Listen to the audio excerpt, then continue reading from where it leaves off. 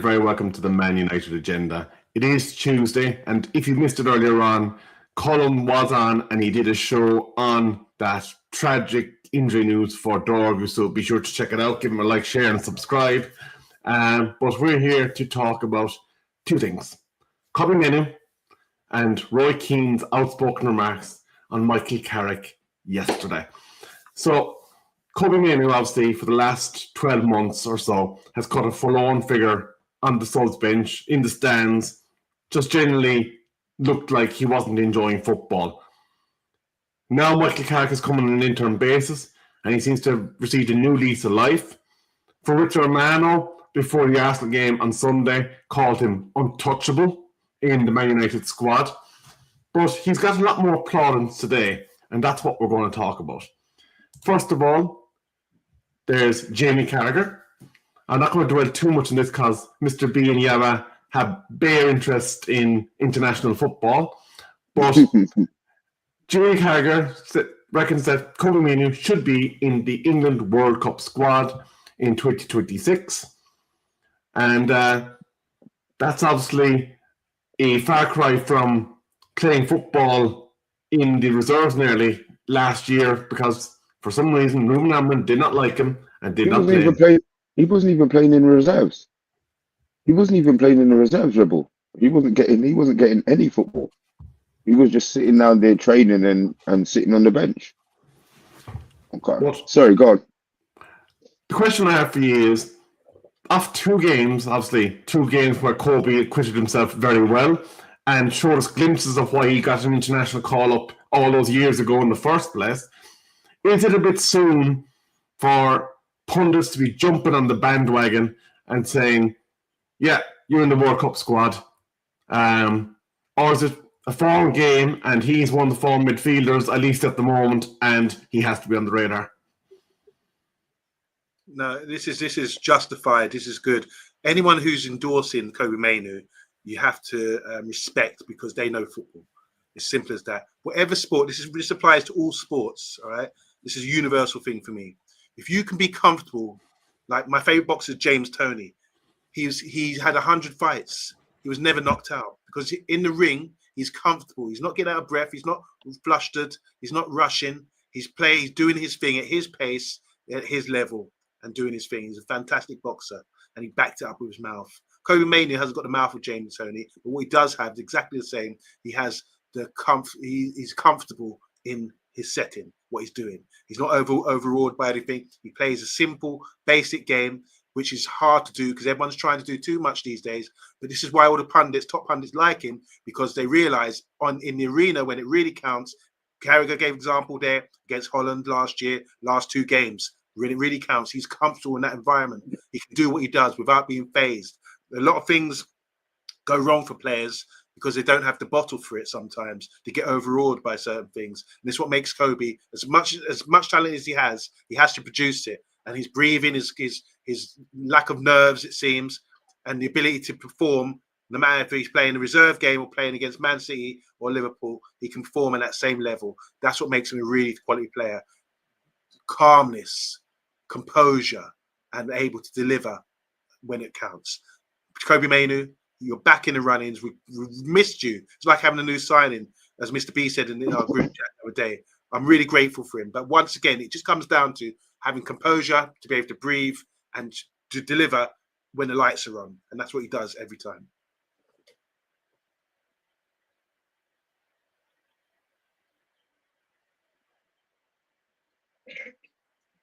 Be nice if we could hear you, Rebel. Oops, my apologies. I didn't put the Mr. B and put myself on mute. Don't get flustered. Don't get flustered. Do a Kobbie Mainoo. Just be calm.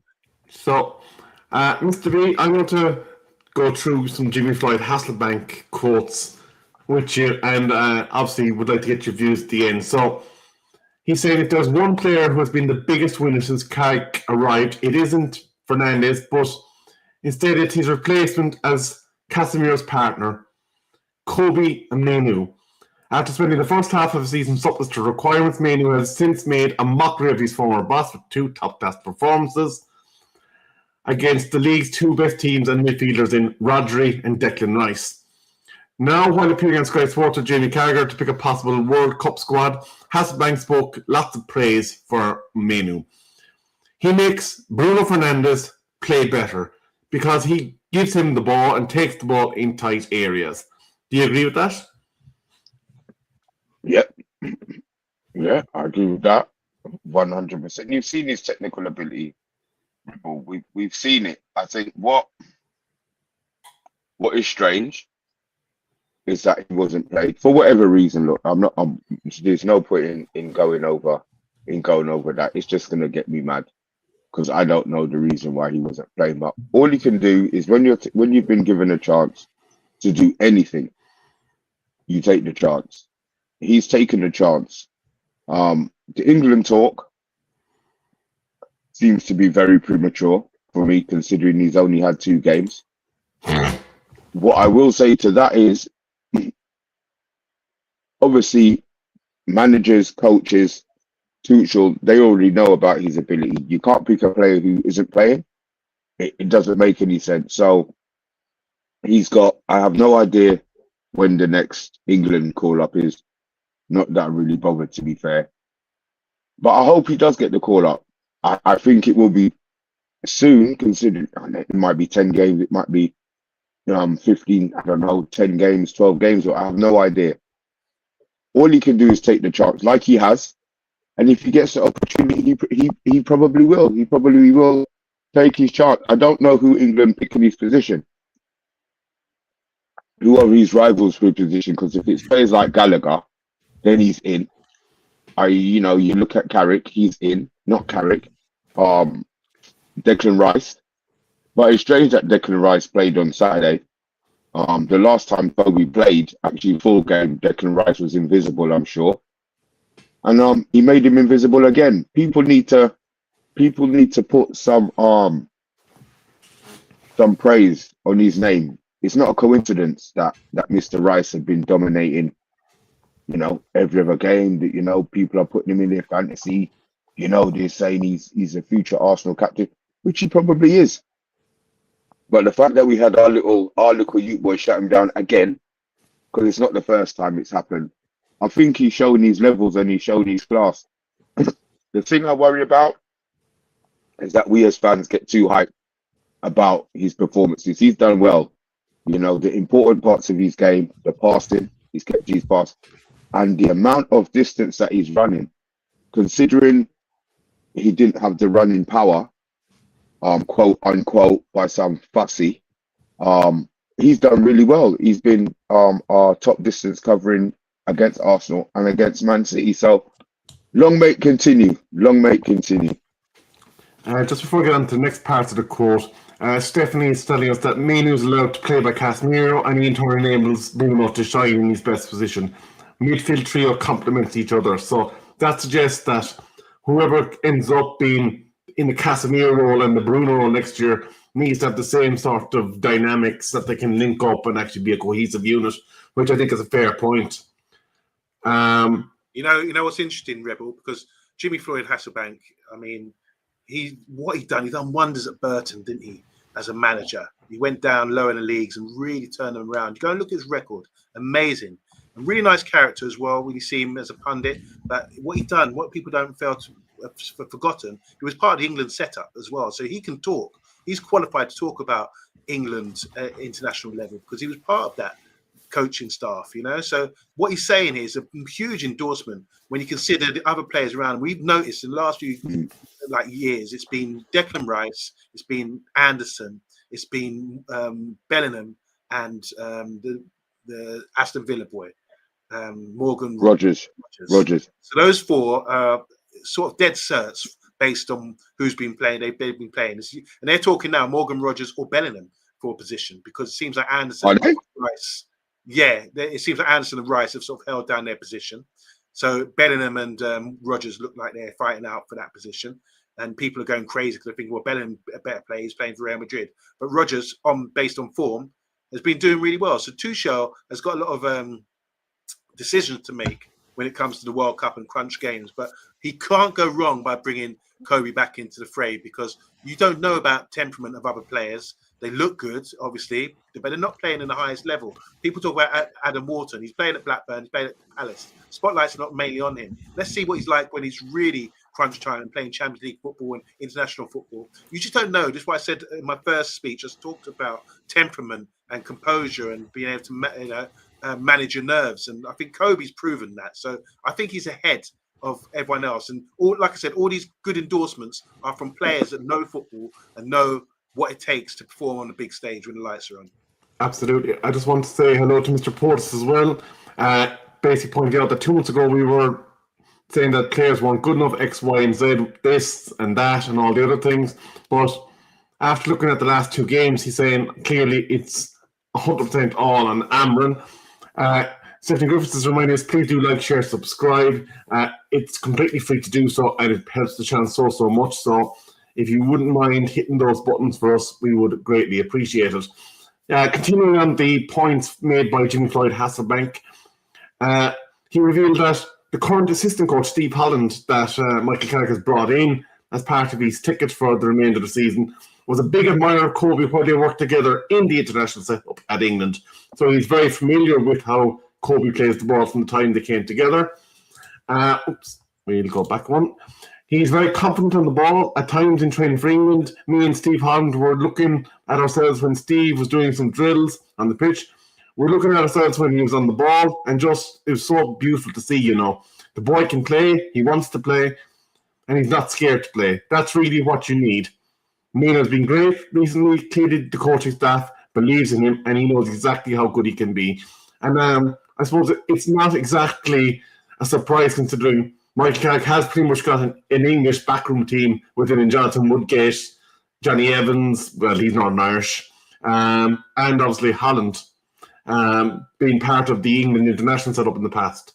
So, is Kobbie Mainoo reborn?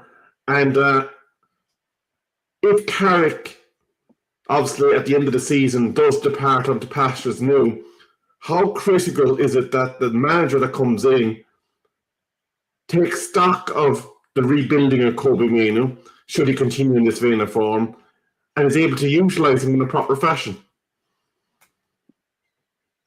Well, look, if he's any manager of any sense, the club aren't going to employing anybody who's playing free at the back. So the four's there. He might not fancy Kobbie. I doubt it. I doubt it very much. But we're all intelligent people in it. If a manager comes in and Kobbie isn't being picked, the manager's an arsehole. I think we've seen it now. I think we've seen it now. The management needs to get that one right in it. As I said, my preference is what my preference is. Will it change? Maybe, maybe not. I don't think Kobbie is an issue now. I don't think Kobbie is an issue between now and the end of the season. He'll play with the freedom. He's either going to have his summer off or he's going to gate crash the World Cup party. Either way, we get a player coming back to us who's had a season that he's probably going to want to forget, and a player who's going to have a lot to prove during this international break, during the World Cup if he plays, and if he doesn't, it's not going to be down to it won't be down to the club. So I don't think he has grievances with us in that regard. People are talking about him signing a contract. We had this issue a year and a half ago where he wanted 200 grand. Remember, Yabba, we were talking, is he worth 200 grand, blah, blah, blah.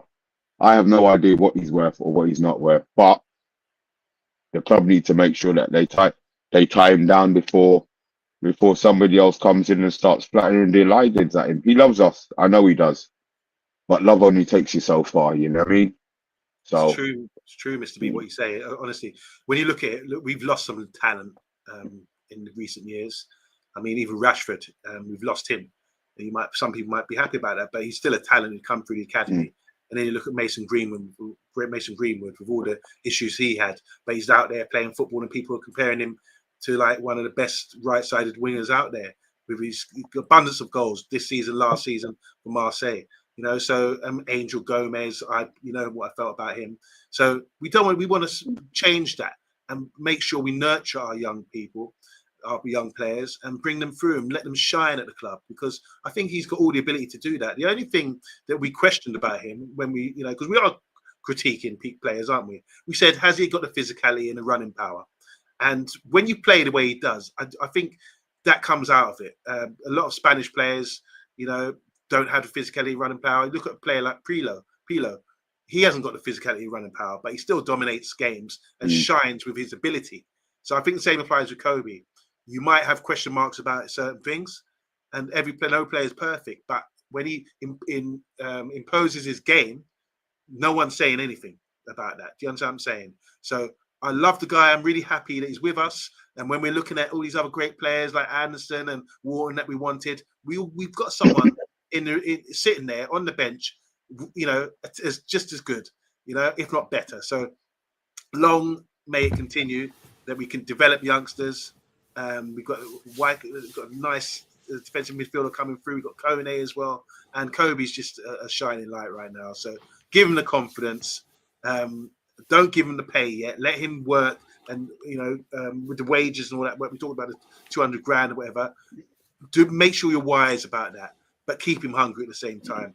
And I saw a great comment in the chat there that they asked the question: was Amrin trying to sort of do a psychological thing on him, like holding him back and getting into play? Maybe we don't know what you said. That it was you that said that about testing people's metal and trying to get them to their breaking point. You realize Amrin was a motherfucker now, though, right? Not necessarily. No, I think there's something in it. You say to him, these are the levels. Look at Bruno's levels. You're fighting for his space. That's what he basically said to him. And it's like, you're gonna have to sit there and watch and maybe humble him. And maybe he's trying to humble him a little bit to say, well, humble him for what though? Why? Because he said, based on his comment, remember he said, you can't, these youngsters or whatever, you can't just expect too much too soon. You got to work your way through. And I understand. It's straight. No, you understand it, but then when you see how Kobbie's been playing, how can you say that you understand it? Because I think it's the development of a footballer. He's still quite young. You know what I'm saying? He's still quite young. Oh my! Are you backing Amrin over his behaviour? You're backing him. No, I'm not backing him. I'm just saying you've seen it done in the past. You've got to develop people, hold them back. Look what happened to Greenwood. It all happened. Why do you have to hold them back, bro? Why do you have to hold them back? Why can't you just let them go out there and flourish and play? Because sometimes you want to keep them hungry. You want to make them mature the right way. It's a good way to do things. You got to run. You got to crawl before you can run. Yeah, but you have to show them something. He never got nothing though, Yabba. Yeah, this is the point. You were talking about a carrot dangling. I get that. And to a certain extent, I get that. But when the carrot keep dangling, you keep doing, and you're not even getting a little sniff or a little nothing of it, what is the point? You lose your motivation. You know what I mean? And I think he broke him. I think he broke Kobbie, to be fair. Motivation-wise, I think he broke him. Was a test of character, wasn't it? If he broke him, how can he come back and perform so well? Because he's not there anymore. Yeah, he's got his internal, but he's got internal. Yeah, it's internal. These are things that you're born with. He's got it internally. Because, brother, he could have come back and played like some fussy. And then people would have been saying, oh, that's why Amrin didn't play him, because he this and he that and he this and he that. No, I just think that Amrin was an arsehole. He tried to break him, and for whatever reason, he's not broken. He's still there. Watch what Kobbie does for us the next up and coming seasons. And I pray to God he plays against that Amrin football team in that pussy old formation. That's what I want. Run past Amrin and give him the bird, bro. That's what he needs to be doing. He disrespected him totally. I will never, ever, ever forgive Amrin for that. Ever. Well, it's a good point that you make, Mr. B, because obviously we've been complaining about that three at the back, centre-back system for nearly the entire season. And a three-man midfield that Ruben Amrin said would not work, aka Casemiro, Kobbie and Bruno, did bits against the top two teams in the English Premier League at the moment. So it is something to watch, and we'll obviously carefully watch the games coming forward and hope that Kobbie continues to put pie in his face by putting in those top-class performances. I do want to say hello to a few people. Valentine, Hydro, Chat Sports, Stephanie Griffiths, Vincent Bullock. To answer your question about the Stone Roses collab, if somebody buys it from me as a present, I'll wear it, but I'm not giving it his money. But that's an aside from football. Now, before I get on to topic 2, we're not going to have a discussion on it, but I want to throw a quick stat of the day at you. Since Senet Laman took over in goals for Manchester United Football Club, they have the joint lowest for Premier League defeats since his arrival. So put that in your pipe and smoke it, as they say. But that will be your useless stat for the day, and maybe you might get a bit of use of it. Now, a man from Cork, a hothead wearing the Manchester United shirt, the lad that squared up to Patrick Vieira and wanted to fight him over he picked on Gary Neville, has pretty much gotten quite saucy about one Michael Carrick. Now, it's a bit ironic considering what ovations he poured an only goal to Solskjaer when Ole was in the same position that Michael Carrick finds himself in now as an intern manager, and we're looking at two very, very different perspectives. Now, I won't go into the outbursts. You can reference it if you want, but what I do want to mention is this headline. It says that Sky Sports must take off Roy Keane of Manchester United matches. He has a lazy, personal, and bitter agenda over Michael Carrick. It is embarrassing, and we have the receipts, writes Daily Mail reporter Nathan Salt. Gentlemen, one of you can go first and tell me your thoughts on Mr. Salt's viewpoint on Messer Keane. Okay, I'll go first. Look, Roy Keane, you have to respect him. I think he's wise. He knows more. He's more qualified than anyone who's out there who's going to come out and criticize him. It's fair game. It's fair game to sort of, put a question mark out there. We have to be cautious. Do you think Roy Keane wants the best for the football club? I'd say yeah. Okay, and if he might know something we don't know about Carrick, and but what he's basing it on is he doesn't have the experience.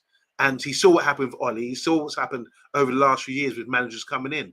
So he wants the best in class. He doesn't feel Carrick has the credentials to do it.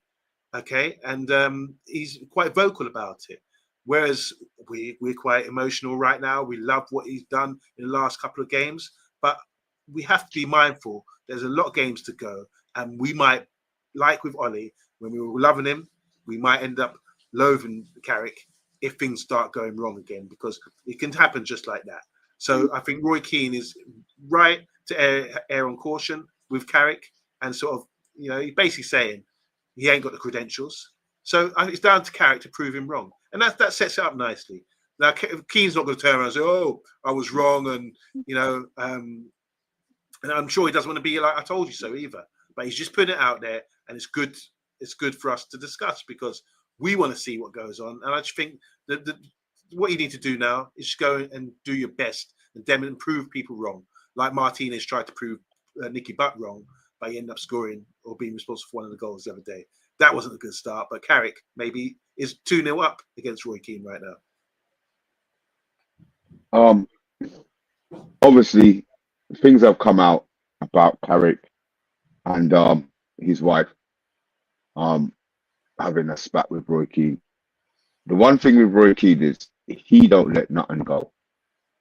You saw what he did with Haaland after 4 years, of sitting down waiting. He waited, he never said a word to nobody, and ended the man's career. That is Roy Keane.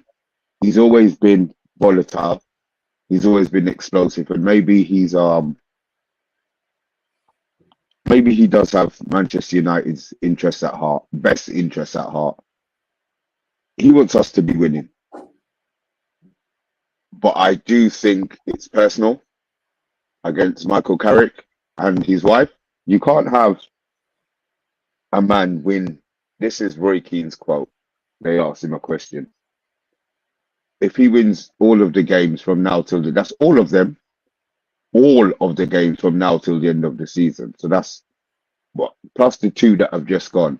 an extra 45 points. Roy Keane said he shouldn't get the job. Now, I'm not being funny. Ollie is obviously Roy Keane's boy. And I didn't hear him. I don't hear him cussing Ollie. He makes it look too obvious that he has an issue with Carrick. I mean, he's got an issue with a lot of people at the club, to be fair. But this one actually looks and sounds very, very personal. They're not going to take Roy Keane off. He's box office. That's what they want him on there for. You know, ex-United fan, ex-United player, ex-United captain who, let's be honest, I actually think he hates Man United. There's aspects of our team that he actually bloody hates. You know, we already know the Ferguson business. But it just seems like he's just bitter and twisted about Carrick getting the opportunity. Is he vexed that he wasn't asked? Is he vexed that Rooney wasn't asked, or isn't part of the you know, is this an explosion of jealousy? Because let's be honest, if they offered him the job, he would take it. You know, as much as he would carry it out, he'd probably say, I wouldn't take it in a month. If they offered him a job, he would take it. And if he turned it down, it would just be, to me, it would be bravado. I don't need it. I don't want it, blah, blah. So either way it worked out, I still think he would have his chest out, you know, his chest out like a bopper boy. So I think it's bitter. I do. My personal opinion, I think it's bitter. He loves the club, but he has an agenda against Carrick, and it's obvious. Yeah, it's an interesting point you make. Obviously, you referenced the spat that he had with Sir Alex Ferguson, and apparently they still don't talk to this day. I'm not sure if that's been updated in the last year or two, but the last report was that there's still radio silence between those two legends of Manchester United Football Club. Obviously, you can justify a point with footballing reasons, but when you bring the family into it that are not connected with something, that's probably a line that, even if you're 100% right, devalues everything you've said because you've brought in the mother, the wife, the sister, the boyfriend, whatever you have yourself, into it, and everything you've said before that automatically gets deleted from one's memory, and it's bitter, angry man screams about personal relationship of interim manager. And I think it's a shame that he devalued the points that he was making by bringing that up. But you mentioned Wayne Rooney, and I think coincidentally Wayne Rooney was delighted for Michael Carrick to actually get the opportunity and has no real grudges whatsoever towards him. But I suppose when you look at Manchester United Football Club, when you look at the trials that we've been through in the last 13 years, the issues that we've had in terms of structures under a ownership that didn't appear to know what they were doing until a businessman came in and has tried to steady the ship, albeit looking like he was cutting the life and soul out of it by sacking people and all the rest of it. Is this a case of a man that saw his club that he wore the shirt of, that was at the forefront of Premier League competition, that was at the forefront of European competition, that was challenging on all fronts every single season, is just completely and utterly exasperated by what he perceives to be a failure in the way the club has gone in terms of its football direction? Yeah, look, he knows when someone's reached the heights like he has, you have to listen to the man because he knows what it takes. And he can sit back and say, look, I'm probably the best captain this club's ever had. I was captain during the era where we won. We were most successful as well. So he's got a lot of clout when he talks. So you have to listen. You can't just trash anything he's saying unless you have to look into it and investigate what's really going on. And I know you said the thing about his misses and all that kind of thing. Put that aside. Let's talk about football reasons, right? He wants Man United to be back at the top, okay? So if he thinks Carrick's not going to man to do that, a bit like if Paul Scholes, another legend, thinks that Martinez is not the person to take us to the top, as much as it hurts us because we might like these people currently playing, we have to respect where it's coming from. It's coming from proper players who knew the levels Yeah, we don't know about the levels. We haven't been to those major trophy levels for a long, long time. So I'm quite inclined to listen to Paul Scholes, Nicky Butt, Roy Keane. I'm not saying I take it on board, but I'm going to look at it, investigate it, and say it's a valid point, it's a valid claim from someone who knows their stuff. So let's just leave it as that. And all I'd say is watch this space. Watch this space, because Keane might turn out to be a guru in this sense. Maybe there's something about Carrick, that he hasn't got the kahunas to get over the line. We just don't know. But Carrick, one thing we do know, Carrick won a Champions League. He won league titles as well, Man United. So he knows what it's about. But I don't think jealousy is a part of this. Yeah, I suppose we'll have to wait and see what happens over the next few weeks. An interesting point was made about Alex Ferguson was powerful enough to resist the Glazers, and that's why we didn't see so much problems during Ferguson's reign, but that's a story for another night. I am going to bring back up the headline, and all I want is a yes or no answer from me. Sky Sports must take Roy Keane off Manchester United matches for the reasons outlined. Yes or no, Yava? Absolute bollocks. There's no way he should be removed from Sky. Like Mr. B just said, he's box office, and I love having him on there.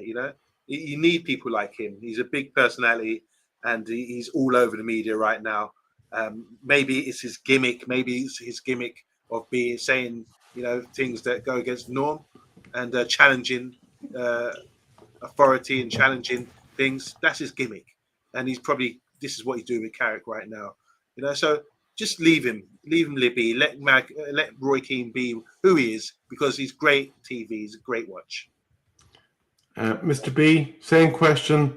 In regards to Manchester United matches, not any other matches that Sky Sports are covering, should Roy Keane be taken off those games? No. We need to go pick players, and as much as I'm vexed and I'm pissed off with him, we need to get a backbone in it. People, as I said, me and this woke culture already. So, no, I don't think they should take him off. The more that he tries to dig United out, the more that us as a fan base, not fight against Roy Keane. That's not what I'm saying. But the more that we unite behind one common goal, then I'm all for it. I don't like the division at the club. I'd rather everybody just got on well, but no life is like that. No, not even family is like that, let alone a multi-million-pound business. So Roy Keane, he's getting paid to chat breeze. He's getting paid to cut out all of the bullshit and go straight for the throat. As long as he don't swear, then they're quite happy to have Roy Keane on, and he's quite happy to keep cussing United. It's going to get to the stage, let's hope, where he's got nothing to cuss about. Absolutely. Just briefly. So go. What said Mr. B? Yeah. Just before we finish up, Stephanie Griffith saying she'd rather take Nave off before the boy Keno. Hussein Samin, and apologies if I'm after butchering that name, can't maybe not be what Pep was to Barcelona, but why can't he do for us what Zidane did for Real Madrid? Maybe that's a show that we can have a discussion on tomorrow. Thanks for the suggestion.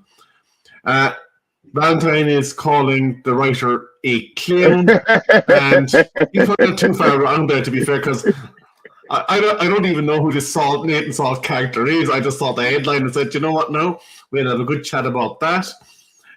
Mills is saying, utter baloney, just give Salty satisfaction. And and then Stephanie obviously is in with her usual humour in terms of salt and pepper. But coming up during the rest of the week, obviously we will have some element of a news show tomorrow. Then on Thursday, I'm not sure if we're doing the preview on Thursday, but it'll be the preview on Thursday. It'll be the preview Thursday. And then on Friday night, pull up. Oh shit! Yeah, it's It's the cooking of the Tony, innit? Oh my God. I've had 4 or 5 days to simmer down, boy. Oh shit, yeah. Oh, that's gonna be beautiful. I'm really gonna enjoy Friday, boy. So what I would recommend before you join Mr. B on Friday night, pop your popcorn, get some nice butter melted into it, pull up a glass of your favourite adult beverage, and just kick back, relax, and watch Tony take his licks. And to be fair to Tony Lee, he's not hiding. He came straight out and told us, I'll be here, I'll take my licks, they're due, and I will receive payment. So all credit to Tony, but join us on Friday night for that. I'm sure Mr. B will have a barrage ready for him. And then, of course, we will have Manchester United versus Fulham at the weekend, and Rio will be back with the aftermath then the following Monday. So that's what's happening over the next 7 days. I want to thank everyone for joining us here on the Man United Agenda. From me, from Yaba, and from Mr. B. We'll see you next time. Thank you. Glory, glory.